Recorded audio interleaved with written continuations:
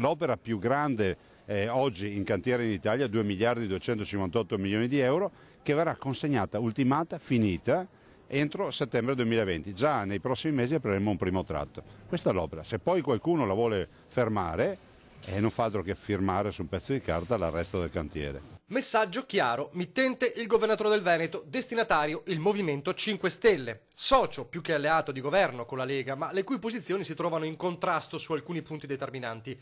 Vedi alla voce grandi opere, vedi alla voce pedemontana, perché anche l'attesissima superstrada è finita assieme a Mose e TAV nel mirino della futura ispezione del neo ministro alle infrastrutture Toninelli.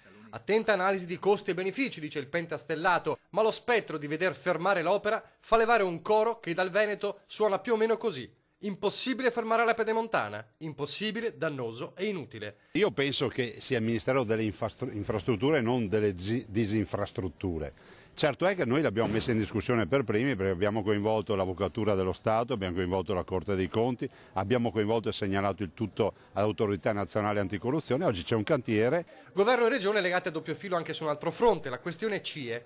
I centri di identificazione ed espulsione migranti che il neo ministro all'interno, ma anche il leader del Carroccio Salvini, vuole in ogni regione.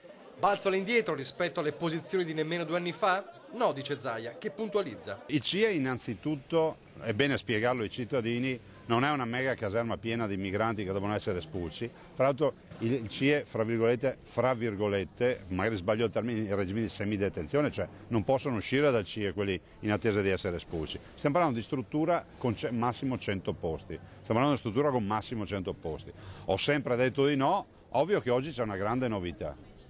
C'è una grande novità che è quella di un progetto organico, mai si è visto da un ministro dell'interno un progetto organico che parte da quelle coste, parte dagli accordi internazionali. Infine sulla tratta Roma-Venezia la stazione più attesa è quella dell'autonomia, con il ministro veneto e leghista Erika Stefani già contatti, entro un mese la presentazione del progetto finale al Palazzo Chigi, seguendo un modello chiaro. Assemblea legiferante regionale, col modello Trentino-Alto Adige, e poi l'autonomia che si percepisce e si respiri nel territorio, quindi tutto trasferito a cascata a comuni e province.